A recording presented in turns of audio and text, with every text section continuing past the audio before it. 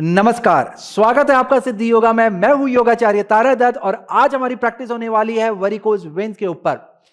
आज की ये प्रैक्टिस इस तरह से डिजाइन की गई है कि ये आपके पैरों के डिस्कंफर्ट को कम करेगी और पैरों की जो ओवरऑल हेल्थ है उसको ये प्रमोट करेगी। इस सीक्वेंस के अंदर स्ट्रेचेस है, रोटेशन मूवमेंट है जो पैरों में सर्कुलेशन को बढ़ावा देंगे, पैरों की सूजन को कम करने में मदद करेंगे और आपके पैरों में रिलैक्सेशन लेके आएंगे। यदि आप इस इफेक्ट को पाना चाहते हैं तो आपको इस प्रैक्टिस को रेगुलर बेस पे करना है ताकि इसका जो हीलिंग बेनिफिट है वो आपको अच्छे से मिल पाए और आपको एक अच्छा एक्सपीरियंस मिले।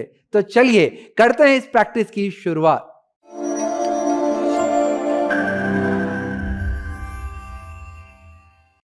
यहां पर अभ्यास की शुरुआत हम लोग बॉडी रिलैक्सेशन से करेंगे। बॉडी रिलैक्सेशन बहुत ज्यादा जरूरी होता है कभी भी एक्टिवेशन में जाने से पहले। यदि आप वेरिकोज वेन्स की समस्या से जूझ रहे हैं तो फिजिकल रिलैक्सेशन पे बहुत ज़्यादा ध्यान दें। फिजिकल रिलैक्सेशन के साथ साथ आपको मेंटल रिलैक्सेशन पे भी ध्यान देना चाहिए। डेली आपको प्राणायाम करना चाहिए। ध्यान का अभ्यास यदि कर सकें तो रात को सोने से पहले ध्यान या फिर योग निद्रा जरूर करें, उससे भी आपको बहुत ज़्यादा लाभ मिलेंगे। आसन आपको एक हद तक लाभ देता है, परंतु अगर आप चाहते हैं कि मैक्सिमम बेनिफिट आप अपने जीवन पर लाना चाहते हैं तो आपको और चीज़ें भी अपने साथ साथ जोड़ते चले जाना है। हालांकि इस सीक्वेंस के अंत में हम लोग एक प्राणायाम करेंगे, परंतु उसके अलावा भी हमारे पास बहुत सारे प्राणायाम के अभ्यास होते हैं, आप उनको भी कर सकते हैं। प्राणायाम की इंडिविजुअल वीडियो हमने पहले बनाई हुई है, प्राणायाम के सीक्वेंस भी बनाए हुए हैं। आप वहां जाकर के प्राणायाम को देख सकते हैं, सीख सकते हैं। बहुत ज़्यादा समय नहीं लगता प्राणायाम को करने में और बेसिक प्रैक्टिस आप कर सकते हैं। प्राणायाम आपको ध्यान की तैयारी भी कराएगा, मेडिटेशन की भी तैयारी कराता है, ताकि आपका मेडिटेशन करते वक्त आपका ध्यान भी सही से लगे, क्योंकि शरीर और मस्तिष्क आपका जुड़ा हुआ है। यदि आपका माइंड रिलैक्स होगा तो आपकी बॉडी को एक अच्छा रिस्पॉन्स मिलेगा। अगर बॉडी रिलैक्स होगी तो वो माइंड को एक अच्छी एनर्जी भेजेगी। तो ये दोनों एक दूसरे को रिफ्लेक्ट करते हैं और दोनों के लिए काम करना बहुत ज़्यादा जरूरी है कि हम दोनों को एक सक्रिय और सकारात्मक तरीके से डेवलप करें। यहां पर प्रैक्टिस की शुरुआत के लिए, फिजिकल रिलैक्सेशन के लिए, हम लोग पैरों को सामने की तरफ खोल लेंगे और इन्हें शेक करेंगे। आप चाहें तो धीरे धीरे शेक करें अपनी बॉडी के अनुसार। यदि आपको कोई दिक्कत नहीं है तो थोड़ा तेज भी आप जा सकते हैं। और जब आप शेक कर रहे हैं, देखिए आपने यहां से मेरे साथ प्रैक्टिस शुरू की है ना, अब आपका पूरा का पूरा ध्यान अपने शरीर, अपने श्वास, अपने खुद के, अपने अंतःकरण के साथ में होना चाहिए। आपका ध्यान बिल्कुल भी और चीजों पे नहीं होना चाहिए। इसलिए आपने अपने मैसेजेस बंद कर देने हैं। टीवी चल रहा है तो बगल में से बंद कर दें। ऐसे कमरे पे करें कि जहां पर आपको कोई डिस्टर्ब ना करे, क्योंकि योग का अभ्यास है, आपको जुड़ना है। अगर आप चाहते हैं कि एक अच्छे रिजल्ट मिले तो आपको कुछ डिसिप्लिन अपने जीवन में लाने पड़ेंगे और योग के अपने आप में डिसिप्लिन होते हैं, तो योग के डिसिप्लिन को फॉलो करना पड़ेगा। पैरों को इस तरह से रिलैक्स करने के बाद आपने पलती मार करके बैठ जाना है आराम से। यदि पलती मार करके बैठने में थोड़ा दिक्कत है तो पांव सीधा करके बैठ जाएं।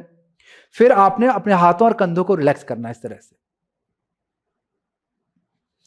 आराम से लंबा धीमा गहरा श्वास लें, लंबा धीमा गहरा श्वास छोड़ें। अब जैसे जैसे आप योग के अभ्यास में जा रहे हैं तो श्वास पे भी आपका ध्यान बनते जाना चाहिए। करते रहिएगा, आपको शेक करते रहना है।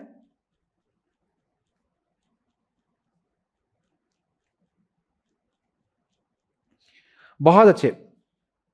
अब इस शेक के बाद आप अपने पूरे शरीर में एक बारी टैपिंग कर ले। टैपिंग का अभ्यास मैं बहुत जगह पर रिकमेंड करता हूं और यहां भी मैं रिकमेंड कर रहा हूं आपको कि जेंटल हाथों से आप अपने बॉडी के अनुसार आप टैपिंग शुरू कर सकते हैं। टैपिंग के लिए आपको क्या करना है, अपने हाथ को बिल्कुल रिलैक्स रखना है, रिस्ट की तरफ से, कलाई की तरफ से रिलैक्स रखना है और जो आपकी उंगलियों का ऊपर का हिस्सा है इससे ऐसे टैप करना है। तो टैपिंग आप अपने पैरों पे, क्योंकि पैर ही हमारे मेन है यहाँ पे, तो पैरों पे हम लोग यहाँ पे टैपिंग करेंगे। आप चाहें तो पूरे शरीर में कर सकते हैं, उससे एक अच्छी एनर्जी आती है, बॉडी माइंड कनेक्शन स्ट्रांग हो जाता है। तो चलिए पैरों से स्टार्ट करते हैं।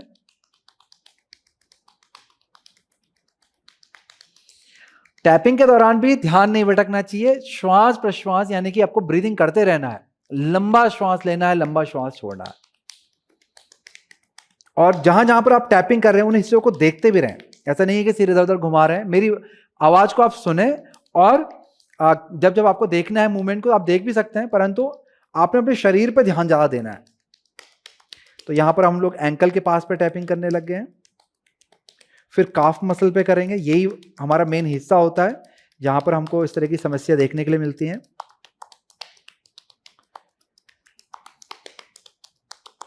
जो भी समस्याएं हमारे हमें शारीरिक रूप से देखने के लिए मिलती हैं या मानसिक रूप से भी देखने के लिए मिलती है। जो भी समस्याएं हमारे जीवन में आती हैं ये पहले मेंटल होती हैं और फिर फिजिकल होती हैं। अब शिनबोन पे करेंगे तो इसलिए आपको पहले दिमागी रूप से अपने आप को स्वस्थ करना है। तो आप देखेंगे, देखिए हम लोग समझते हैं कि दिमागी रूप से यानी कि आपका दिमाग जो है वो अच्छे से काम नहीं करता, ऐसा नहीं है। ये मान लीजिए कि आप चिंता बहुत ज़्यादा करते हैं, बार बार छोटी छोटी बातों में लेकर के चिड़चिड़े हो जाते हैं, गुस्सा बहुत ज़्यादा करते हैं और विश्वास नहीं कर पाते हैं लोगों पे। तो इस तरह की बहुत सारी जो भी छोटी छोटी चीज़ें होती हैं ये सब चीज़ें मायने रखती हैं। इसी से ही हमारा शरीर बनता है और बिगड़ता भी है। तो अपनी मानसिक विकारों के लिए भी आपको काम करना है, अच्छी अफर्मेशंस पढ़ना है, अच्छी सोच रखनी है, अच्छी धारणा बनानी है, अच्छी किताबों को पढ़ना है जो आपको अच्छी सद्बुद्धि दे। चलिए घुटने के पास पे करेंगे टैपिंग।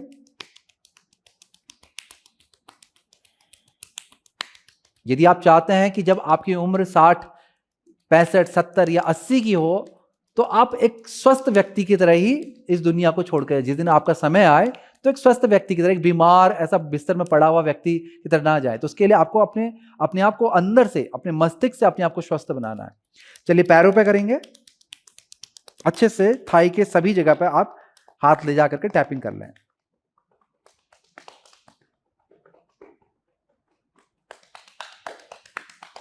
बहुत अच्छे। पैर से लेकर के हिप और कमर तक अच्छे से टैपिंग कर लें और उसके बाद आपने इस तरह से घुटनों को बाहर की तरफ खोल करके पंजों को अंदर ला करके पैरों के तलवे मिला करके बैठना है।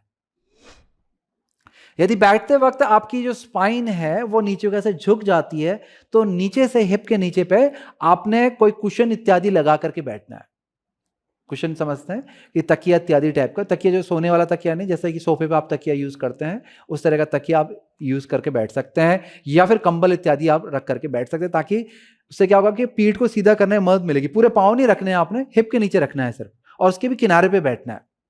और फिर उसके बाद आपने पैरों को पकड़ के पैरों को हल्का हल्का ऊपर नीचे हिलाना है। इसे हम लोग तितली आसन कहते हैं, बटरफ्लाई। स्पाइन आपकी एकदम से सीधी रहेगी प्रैक्टिस के दौरान और श्वास प्रश्वास यानी कि आपकी ब्रीदिंग चलती रहेगी। बहुत अच्छे, करते रहें।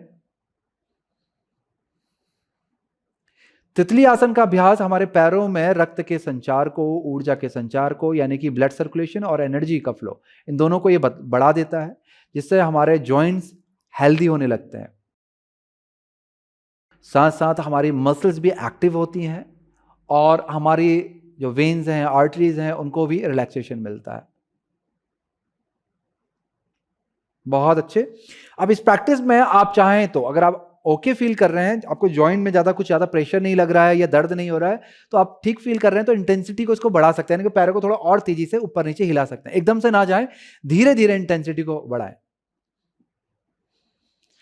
हमेशा प्रैक्टिस को सेफ और प्रोग्रेसिव तरीके से करना। हर किसी की बॉडी अलग होती है और आपको अपनी बॉडी को खुद ही रिस्पेक्ट करना है। ऐसा नहीं समझना है कि मैं यहां पर टीचर हूं और मैं जैसा कर रहा हूं आपको फॉलो करना है।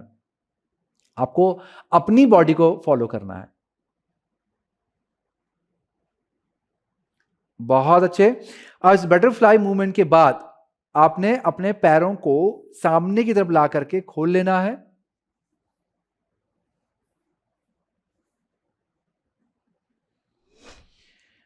खोलने के बाद यदि आपको लगता है कि पैर थोड़ा सा थक गए हैं तो पैरों को वापस से आप शेक कर सकते हैं, नहीं तो पैरों को सीधा करके बैठ जाएं।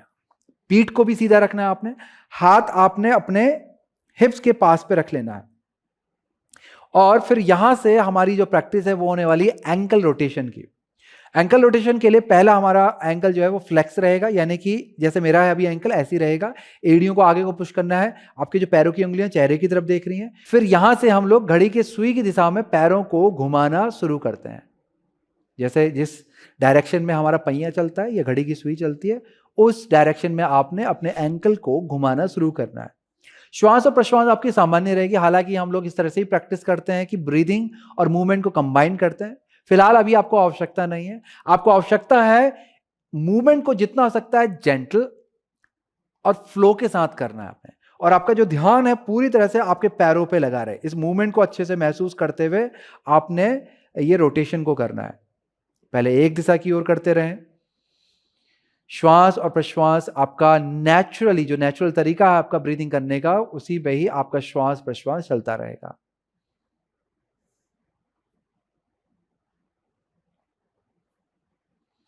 बहुत सुंदर। अब एक डायरेक्शन पे रोटेशन करने के बाद इसे आप विपरीत दिशा में रोटेशन करेंगे, अपोजिट डायरेक्शन रोटेशन करें।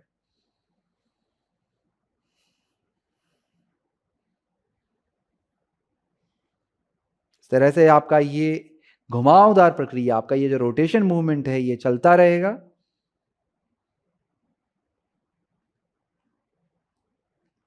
देखिए, पैरों की तरफ आपको दृष्टि को बना के रखना है ताकि आपका जो कनेक्शन है, बॉडी माइंड कनेक्शन जो है वो स्ट्रांग हो जाए। बहुत सुंदर। अब इस प्रैक्टिस के बाद आप चाहें तो वापस से पैरों को शेक करके रिलैक्स कर सकते हैं और फिर हम लोग बढ़ते हैं इसके अगले स्टेप पे। हमारा जो अगला स्टेप है, इसमें हमने अपने दाहिने पैर को मोड़ा है। मोड़ने के बाद हम इसे उठा करके चेस्ट के पास लाने का प्रयास कर रहे हैं। पहले हम लोग अपने लेफ्ट आर्म से, यानी कि लेफ्ट एल्बो से खासकर यहां से हुक करते हैं पैर को, और फिर राइट से करते हैं, और फिर अंगुलियों को बांधते हैं।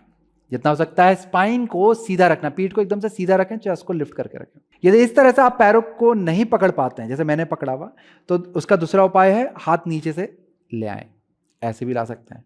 यह भी नहीं हो पाता है तो आपने अपने बाएं हाथ से अपने पंजे को पकड़ लेना है, दाहिने हाथ से अपने घुटने को पकड़ लेना है, इस तरह से रख सकते हैं।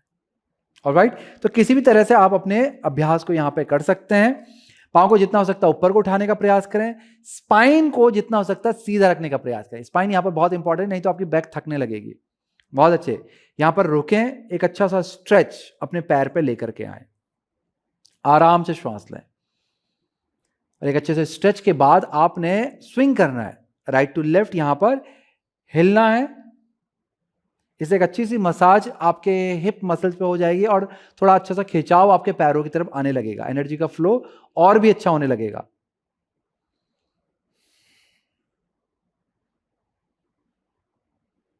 बहुत बढ़िया। चलिए, अब दूसरे पैर पे भी हम लोग यही प्रैक्टिस करते हैं।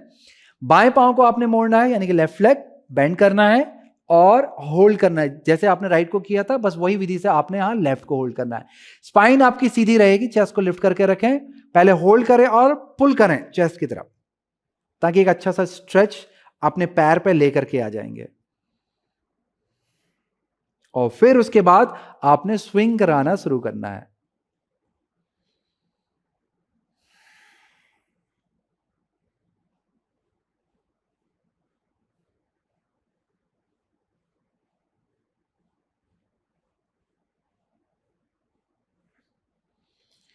बहुत बढ़िया। अब धीरे से हम लोग बाएं पांव को भी रिलैक्स कर लेते हैं। अब यहां से हम लोग वज्रासन की स्थिति में बैठेंगे। वज्रासन में आपके पैरों के अंगूठे मिलते हैं, घुटने भी पास में आते हैं। वज्रासन की स्थिति में आकर के पीठ को एकदम से सीधा करके बैठ जाएं। यदि पैरों में पेन हो तो फिर आपने पैरों को सामने ही करना है, सीधा करना है। यदि पैरों में पेन नहीं आ रहा है, अगर आप कंफर्टेबली यहां पर बैठ सकते हैं तो बैठेंगे। कुछ सेकंड बैठना है, बहुत लंबा नहीं बैठना है आपको।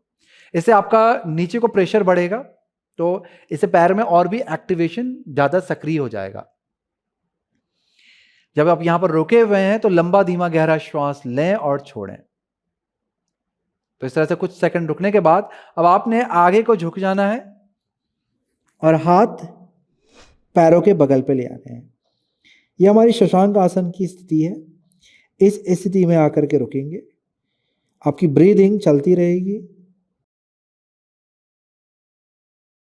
अब इस शशांक आसन के बाद, इस आसन को हम लोग रैबिट पोज भी कहते हैं अंग्रेजी में। इसके बाद आपने हाथों को सामने लेके जाना है। पैरों की अवस्था यही रहेगी, हाथ सामने जाएंगे और फिर से हम लोग माथा नीचे रख देंगे। ये हमारी बालासन की अवस्था आ गई। इसे हम लोग चाइल्ड पोज भी कहते हैं। बहुत अच्छे। अब धीरे धीरे उठ करके ऊपर को आ जाएंगे। यहां से हम लोग हमारे अगले अभ्यास की तरफ बढ़ते हैं। उसके लिए आपने अपने हाथों को सामने की तरफ लेके जाना है, उंगलियों को अच्छे से फैला लेना है और फिर यहां से आपने धीरे धीरे अपने घुटनों को उठाना है। अपने हिप को जितना हो सकता है ऊपर को उठाने का प्रयास करें। हाथ आपके कंधे के समानांतर से थोड़ा ज्यादा खुलेंगे।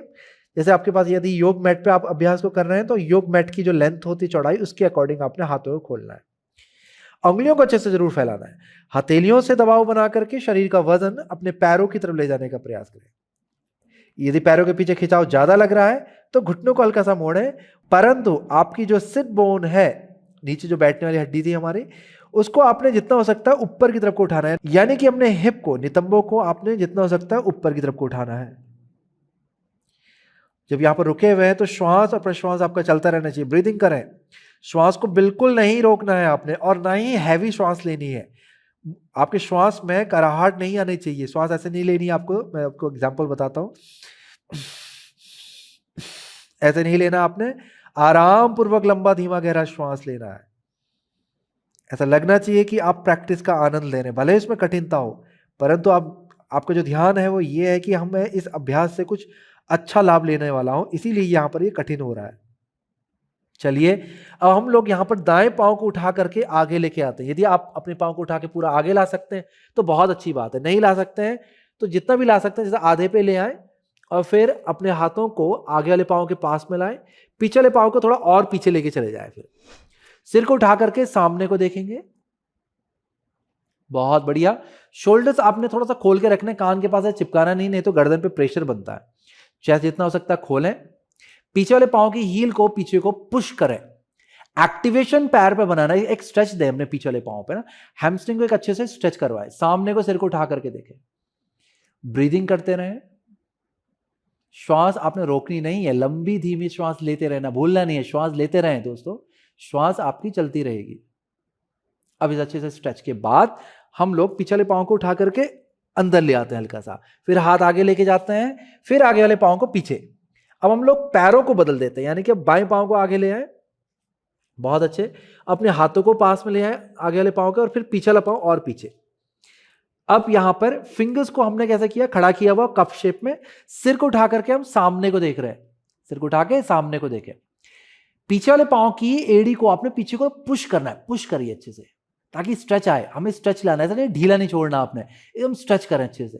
सिर को उठा के सामने को देखें, मुस्कुराएं और श्वास पे ध्यान लगाएं। अगर आप कठिनता में भी मुस्कुराते रहते हैं तो जीवन आपका आसान हो जाता है, तो इसीलिए मुस्कुराएं और स्थिति का आनंद लें। बहुत अच्छे। अब इस प्रैक्टिस के बाद हमें क्या करना है, हाथों को आगे लेके जाना है, पिछले पांव को भी उठा करके अंदर, और फिर आगे वाले को पीछे लेके चले जाना है। वापस से हम लोग डाउनवर्ड फेसिंग डॉग आ गए, अधोमुख श्वानासन, और फिर धीरे धीरे धीरे धीरे अपने पैरों को नीचे लाएंगे। आप नीचे लाने के बाद हम लोग एक बारी यहां से बालासन की स्थिति में फिर से चले जाएंगे। बालासन कैसे कर रहे हैं, हम घुटनों को मिला के कर रहे हैं, परंतु अगर आपको लग रहा है कि इसमें दिक्कत ज्यादा है, दर्द भी हो रहा है, तो क्या करना है, आपने घुटनों को फैला करके करने का प्रयास करें। घुटनों को आगे से फैला लें और फिर आगे को झुकें। यदि इतना भी नहीं हो पाता है आपसे, पिछला वाला ही आपके लिए बहुत कठिन था, तो मेरे पास एक उपाय है। आपने क्या करना है, हिप को उठा लेना इस तरह से, बस पैर पे वजन नहीं डाल रहे हैं आप। घुटनों पे अगर आपको दबाव ज्यादा लग रहा है तो घुटनों के नीचे पे कंबल बिछा लें और हाथों को फिर आगे लेके जाएं, इस तरह से स्ट्रेच दें अपनी बैक पे। आराम से लंबा धीमा गहरा श्वास लें, लंबा धीमा गहरा श्वास छोड़ें। बहुत सुंदर। अब धीरे से हम लोग उठ करके ऊपर आ जाएंगे। हमारा अगला अभ्यास होने वाला है मलासन का। मलासन देखिए इस तरह से दिखाई देता है।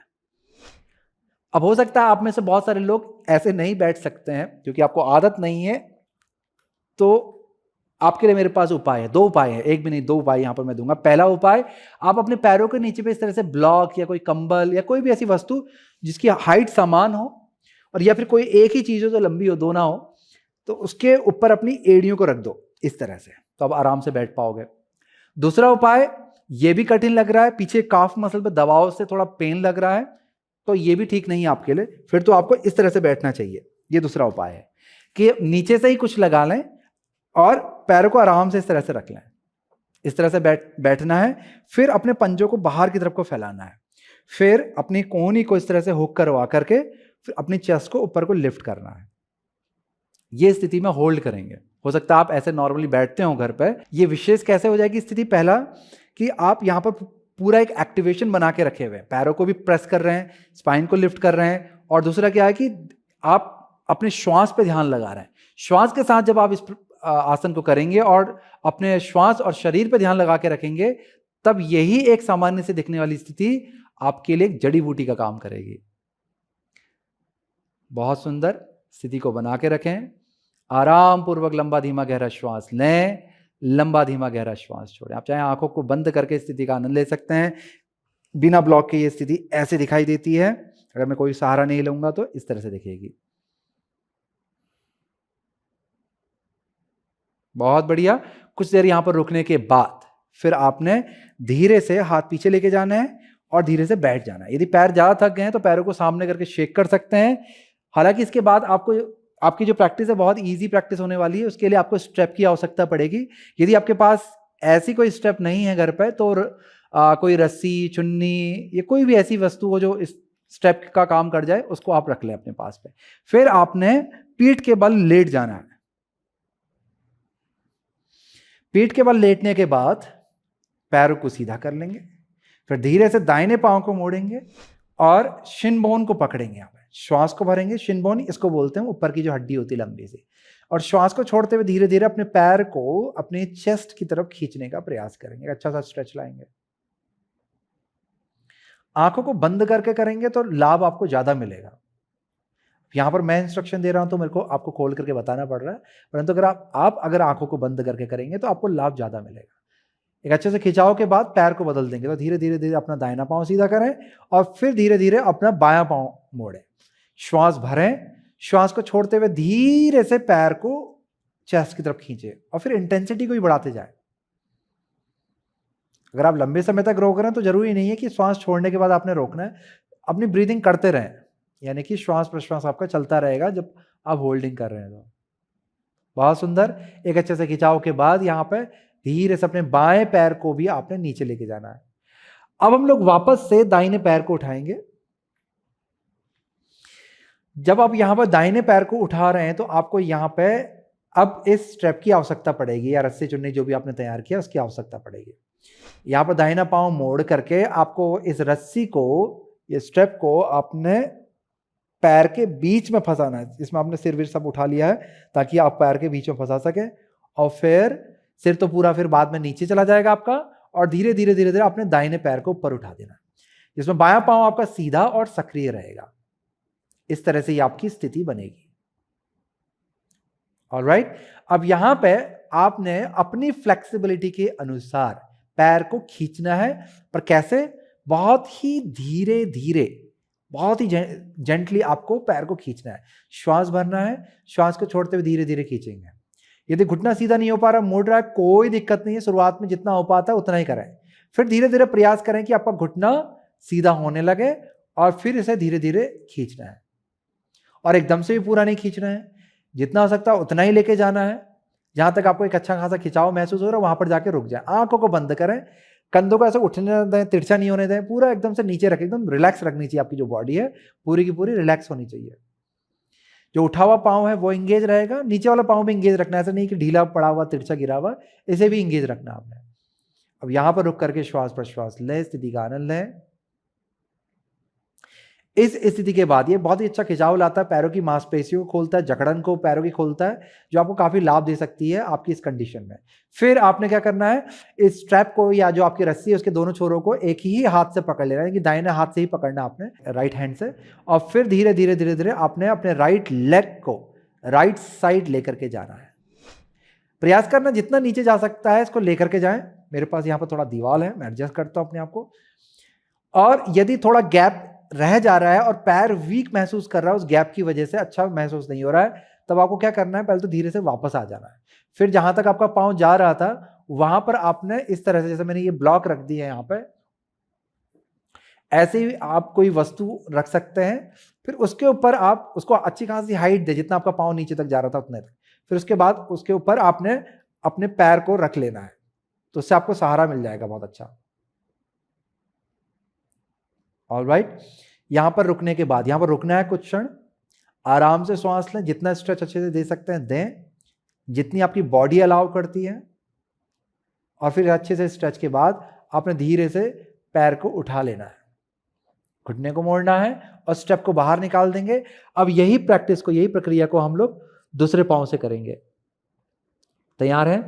तो चलिए, मैं अपनी ब्लॉक को भी दूसरी तरफ रख लेता हूं और यहां से आपको ये ब्लॉक अच्छे से दिख भी जाएगी। इस तरह से मैंने इसकी हाइट भी बढ़ा दी है। बाएं पांव पे स्टेप को तैयार कर लें और धीरे से ऊपर को उठा लें। पैर को सीधा रखेंगे, एक अच्छा सा खिंचाव अपने बाएं पांव पे देना है। श्वास प्रश्वास आपकी चलती रहेगी, यानी कि ब्रीदिंग करते रहे। और श्वास को जब भी आप पुल कर रहे हैं ना, तब आपने श्वास को छोड़ते ही करना है पुल। श्वास को छोड़ते हुए करना है, लेते हुए नहीं करना है, छोड़ते हुए खींचना है, झटके से भी नहीं खींचना है। बहुत अच्छे। कैचेस स्ट्रेच के बाद अब आपने अपनी रस्सी को सिर्फ अपने बाएं हाथ से पकड़ना है, यानी कि लेफ्ट हैंड से पकड़ना है। फिर धीरे से अपने लेफ्ट लेग को नीचे लेके जाना है, लेफ्ट साइड। अब यहाँ पर जो आपका दायां हाथ है वो आपके दाएं पैर के ऊपर आ जाएगा, दाएं जो आपकी राइट थाई है उसके ऊपर आ जाएगा, और ये याद दिलाएगा कि ये जो आपका हिप है, राइट हिप, ये ज़्यादा जमीन से ऊपर उठना नहीं चाहिए। बहुत अच्छे। मैं इन ब्लॉक को थोड़ा नीचे कर देता हूं ताकि मेरे पैर को इसका सपोर्ट मिल जाए। इस तरह से आप भी सपोर्ट अच्छे से ले सकते हैं।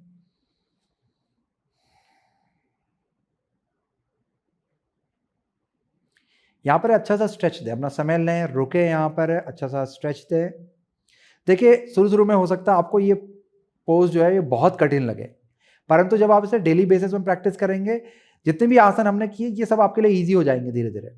और जब आपके लिए बहुत ईजी हो जाए तब आपको थोड़ा इंटेंसिटी को बढ़ाना है, यानी कि ऊपर को और लिफ्ट करके देखना, जितना भी आप एंगेजमेंट ला सकते हैं, और होल्डिंग टाइम भी आप खुद से बढ़ा सकते हैं। चलिए अब धीरे से वापस आते हैं, पैर को वापस ले आते हैं। इसी में एक और स्ट्रेच भी आता है इसका, जिसपे हम पैर को अपोजिट डायरेक्शन में लेके जाते हैं। मैं एक बारी करके दिखला देता हूं, आप भी साथ साथ ही कर लीजिए। आपको दाएं पांव को उठाना है, स्टेप का प्रयोग हमने वापस से किया। पहले हमने दाएं पांव को ऊपर उठाया था, फिर दाएं तरफ लेके गए थे। अब इस वाले वेरिएशन में आपने अपने दाएं पांव को बाईं तरफ लेके जाना है, और जो आपका दाहिना हाथ है, राइट हैंड जो है, वो आपके शोल्डर लेंथ पे खुलेगा, और आपका राइट लेग नीचे जाएगा लेफ्ट साइड को। अगर वो पूरा नीचे नहीं लगता है तो इस तरह से वापस आप ब्लॉक का सपोर्ट लेकर के उसके ऊपर रख सकते हैं। अगर आप इस तरह से करते हैं तो आपकी जो टारगेटेड मसल्स हैं वो चेंज हो जाती हैं इस पोज में, और आपको और भी अच्छा और गहरा स्ट्रेच अपने लोअर बैक से होते हुए हिप और पैर पे आने लगता है। चलिए धीरे से वापस आ जाएंगे। अब यही पोज को हम लोग दूसरी तरफ से करेंगे। दूसरी तरफ मेरे पास वॉल है सपोर्ट लेने के लिए, यदि आपके पास वॉल नहीं है तो आप भी ब्लॉक का प्रयोग कर सकते हैं। श्वास को बढ़ते पांव को ऊपर उठाएंगे, श्वास को छोड़ते हुए पैर को अपने राइट साइड की ओर लेकर के जाएंगे। रुकेंगे कुछ क्षण, यहां पर रुकें, कुछ सेकंड जरूर बिताएं। ऐसा नहीं है कि पोज में जाते ही घबरा करके वापस आ गए, आपको रुकना है। कम से कम ये मान लीजिए 5 सेकंड तो रुकें शुरुआत में, फिर इसे बढ़ा करके 10 सेकंड, 15 सेकंड, इस तरह से फिर आधा मिनट, फिर 1 मिनट, फिर 2 मिनट, ऐसे बढ़ा सकते हैं। चलिए यहां पर भी अच्छा सा स्ट्रेच देने के बाद धीरे से वापस आएंगे, घुटनों को मोड़ेंगे। यहां पर हम लोग स्ट्रेप को साइड में कर देते हैं, ब्लॉक को भी हम लोग साइड में कर देते हैं, और घुटनों को मोड़ करके आपने चेस्ट की तरफ को पुल करना है। श्वास भरनी है आपने, और श्वास को छोड़ते हुए घुटनों को चेस्ट की तरफ को पुल करना है, इस तरह से। अब धीरे से हम लोग पैरों को नीचे लेके जाते हैं। अब यहां से आपने पैरों को सीधा कर लेना है, फिर हाथों को सिर के ऊपर लेके जाएंगे, उंगलियों को बांधें, आपकी जो फिंगर्स हैं इंटरलेस होंगे, और फिर आपने एक अच्छा सा स्ट्रेच अपने arm, shoulder, back and legs, इन सब हिस्सों में लेकर के आना है। यहां पर एक अच्छा सा स्ट्रेच बना करके रखें, और फिर स्ट्रेच के बाद धीरे से हाथ और पैरों को ढीला छोड़ देना है। यहां पर जो हमारा अगला अभ्यास है वो होने वाला है प्राणायाम का।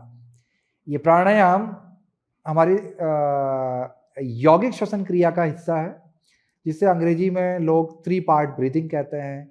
अगर इसको नॉर्मल में बताऊं तो इसको बोलते हैं एब्डोमिनल ब्रीदिंग, जिसमें हम लोग पेट से सांस लेते हैं, फिर चेस्ट से लेते हैं तो इसको बोलते हैं हम लोग थोरेसिक ब्रीदिंग, फिर हम लोग अपर चेस्ट से लेते हैं शोल्डर के पास से, उसे हम लोग क्लाविकुलर ब्रीदिंग कहते हैं। देसी भाषा में अगर बोलेंगे तो एब्डोमिनल ब्रीदिंग तो स्टमक ब्रीदिंग बोल देते हैं, या पेट से सांस लेना बोल देते हैं, फिर छाती से सांस लेना बोल देते हैं, फिर हम कंधों से सांस लेना बोलते हैं, या शोल्डर ब्रीदिंग कह देते हैं। इस तरह से हम लोग बोलते हैं।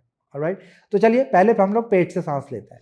उसके लिए आपने क्या करना है, जो आपका एक्टिव हैंड है, जैसे कि आप दाएं हाथ से काम करते हैं तो दाएं हाथ को पेट के ऊपर, यानी कि नाभि के ठीक ऊपर रखना है आपने। यदि आप बाएं हाथ से काम करते हैं ज़्यादा तो बाएं हाथ को रखें, ज़्यादा सोचे नहीं, इससे ज़्यादा फर्क नहीं पड़ता, बस आपका ध्यान जो है उस हिस्से पे बन जाता है, कोई जादू नहीं होता है, उस हिस्से पे बस ध्यान आपका चला जाता है।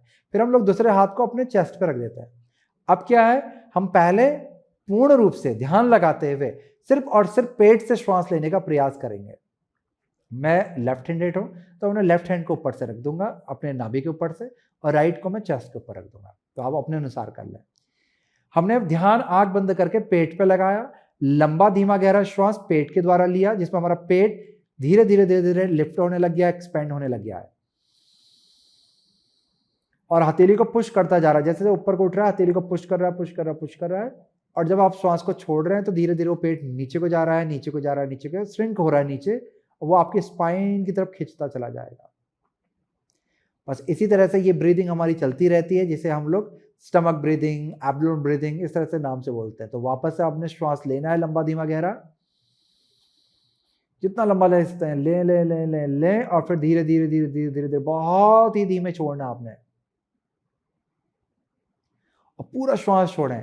शुरुआत में हो सकता है कि पेट आप फील ना कर पाए नेचुरल मूवमेंट से, तो आपको पर्पसली अपने पेट को अंदर से पुश करना है। जो हवा जैसे भर देते हैं ना हम लोग, तो उसी तरह से जैसे गाल भी फुलाते हैं, ऐसे अपने पेट को फुलाना पुश करते हुए। तो एंड में पहले आपने श्वास लेने सीधे नहीं फुलाना, पहले श्वास लेकर के देखना कितना श्वास से भर सकता है पेट, और फिर आपने अंदर से फुलाना है।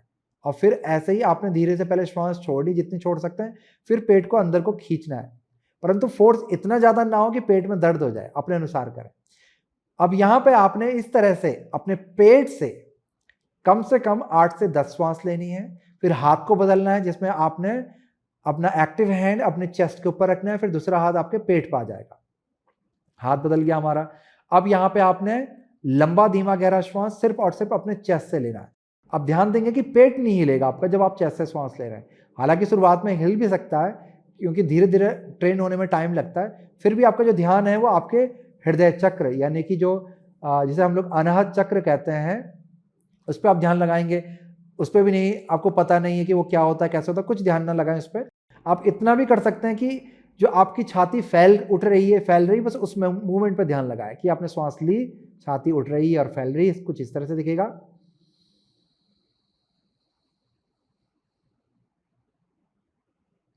और श्वास को छोड़ते हुए आपकी छाती धीरे धीरे नीचे को आ रही है और सिकुड़ती जा रही है, अंदर की तरफ को श्रिंक हो रही है। इस तरह से आपने कंटिन्यू 8 से 10 श्वास छाती से लेनी है। फिर अपने इस हाथ को उठा करके, जो आपकी छाती पे था वो हाथ आपकी जो चेस्ट पे था, उसको उठा करके आपने गर्दन के पास पे लाना है, कॉलर बोन कह रहा हूं। लंबा सा श्वास चेस्ट पे भरना है पहले, और इस श्वास को आपने और खींचना है ऊपर की तरफ, अपर चेस्ट की तरफ को, जहां तक आपका शोल्डर, वहां तक श्वास को ऊपर को खींचेंगे। तो देखेंगे श्वास और भी अंदर आ गया और शोल्डर भी आपका लिफ्ट होने लगा है। चाहे तो पर्पसली भी थोड़ा सा और ऊपर को शोल्डर लिफ्ट करके भी महसूस कर सकते, थोड़ा स्पेस क्रिएट कर सकते हैं ताकि श्वास और अंदर आ जाए। और फिर धीरे से श्वास पहले आपने शोल्डर से छोड़नी है और फिर चेस्ट से छोड़नी है। इस तरह से यहां भी आपने कम से कम 8 से 10 श्वास लेनी है और इस प्रैक्टिस को पूरा करना है। मैंने आपको ये विधि बतला दी है, इस यौगिक श्वसन क्रिया की, या 3 पार्ट ब्रीथिंग जिसे कहते हैं, इसकी मैंने आपको पूरी विधि बतला दी है। अब आपने स्वयं से इस अभ्यास को पूर्ण रूप से कंप्लीट करना है, तभी आपने यहां से उठना है, प्रैक्टिस को कंप्लीट मानना है। फिर चाहे तो आप कुछ देर शवासन में लेट सकते हैं, और फिर जब आप उठें तो एकदम से नहीं उठना है, बहुत धीमे धीमे उठना है। उठ करके किसी भी इजी पोजीशन में पलती मार करके बैठ जाना है, किसी भी ध्यानात्मक पोजीशन में बैठ जाएंगे।